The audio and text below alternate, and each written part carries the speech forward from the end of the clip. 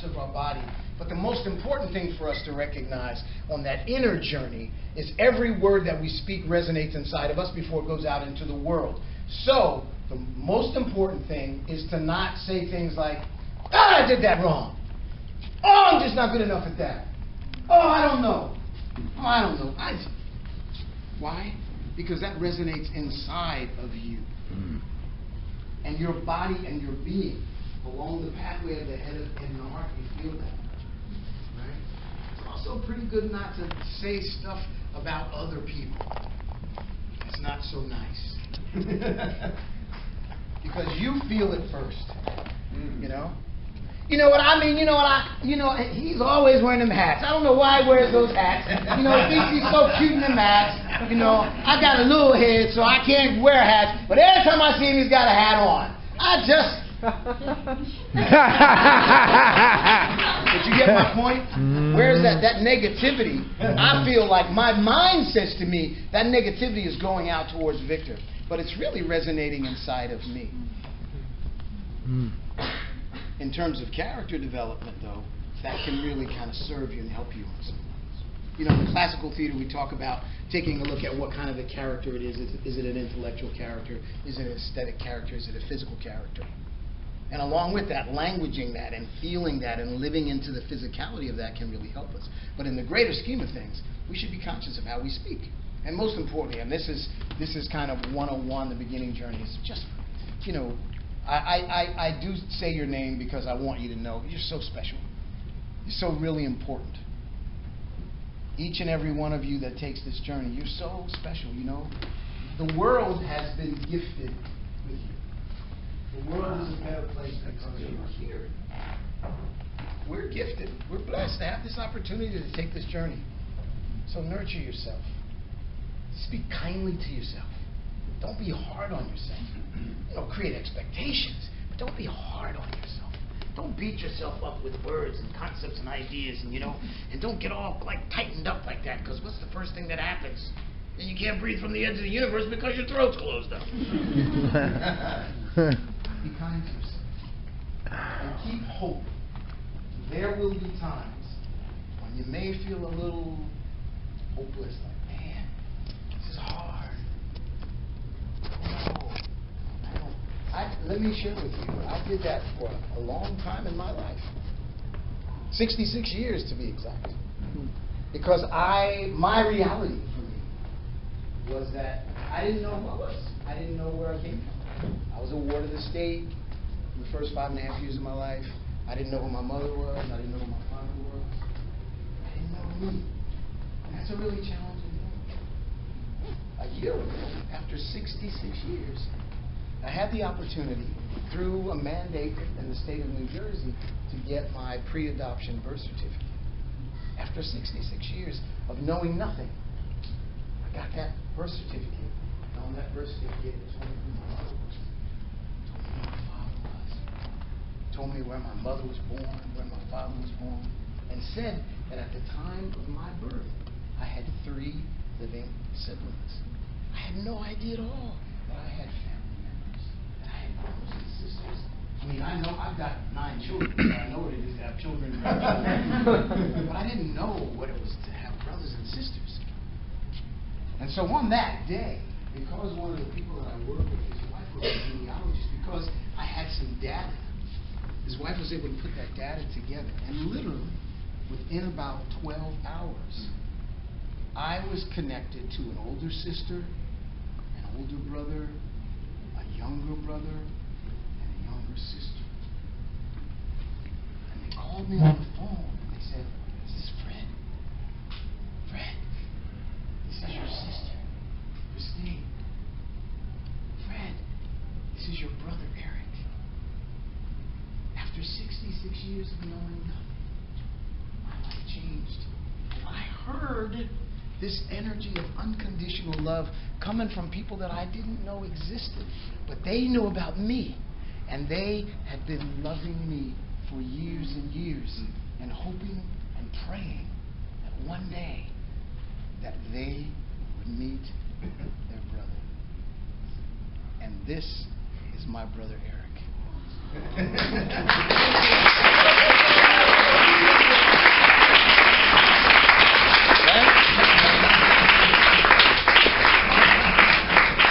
I'm the younger brother. He's the younger brother. He's my, stand up. He's my little brother. Get this.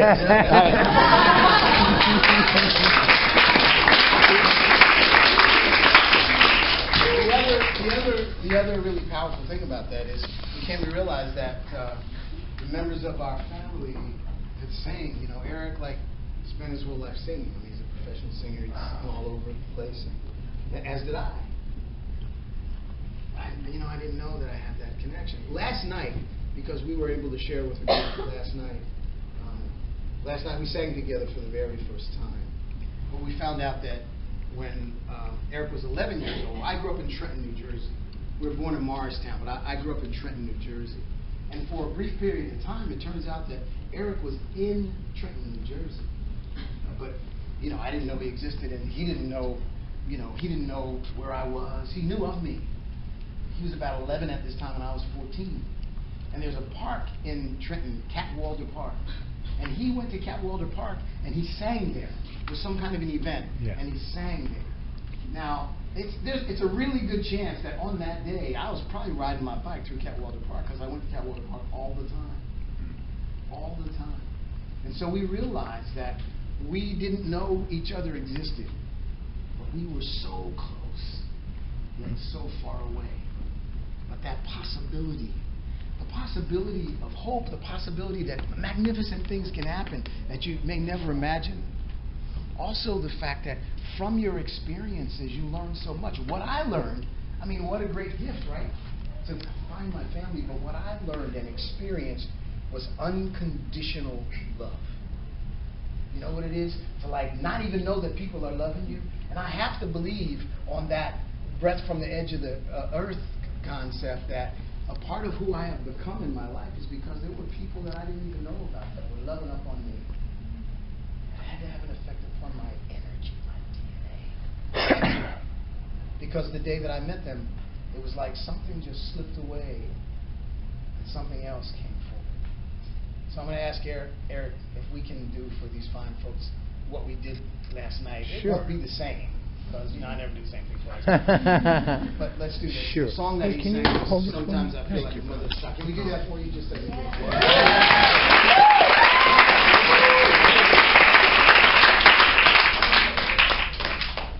I just want to say that it was an overwhelming experience for me to get that phone call from my younger sister. For her to tell me she had just talked to my brother, and that she gave me the number, and then I called and I talked to my brother. And I just want to say that I don't know what everybody's religious beliefs are, and that's okay. But I have a prayer answering God. I prayed for my brother ever since I was a young kid, a young boy, every day, without ever seeing his face. And there was a love in my heart for him that grew as I grew. So, if I get a little emotional, please understand it's just an overwhelming time for me here, for me to be with my brother. I love my brother, and I've always loved him. So, thanks for this opportunity.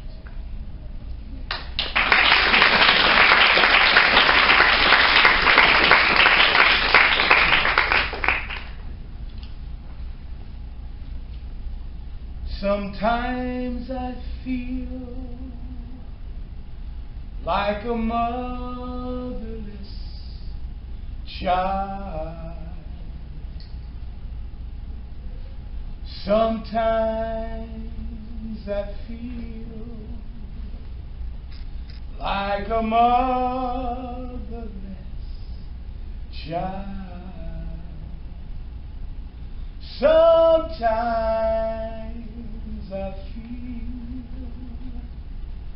like a motherless child, alone, way from home,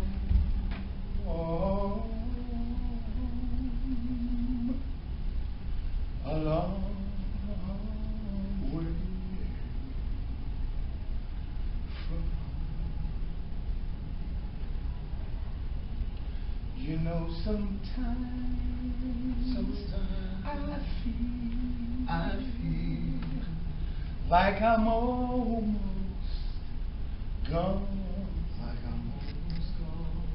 Every now and then I feel like I'm almost gone. Sometimes I feel like I'm almost gone. Alone way from home, alone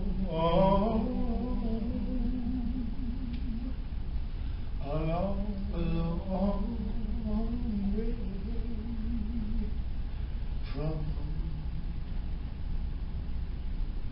You never know, you never know, you never know, you never know.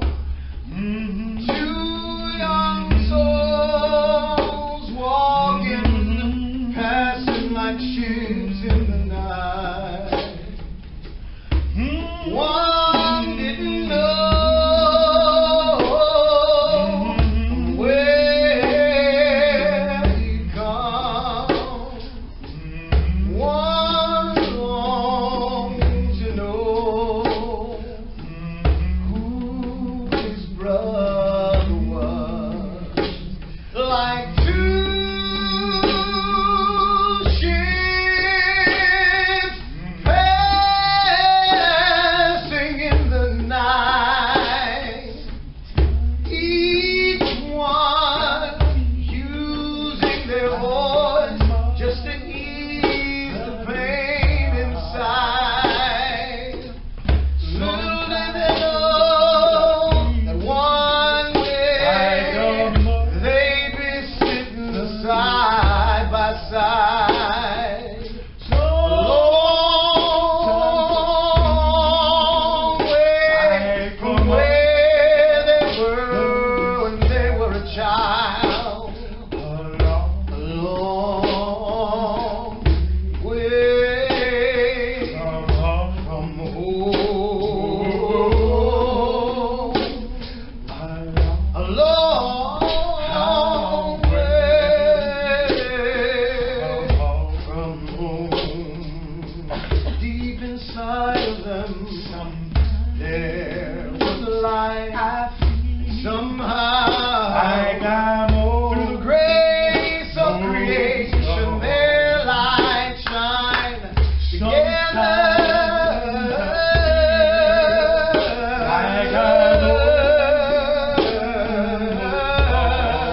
Now they are one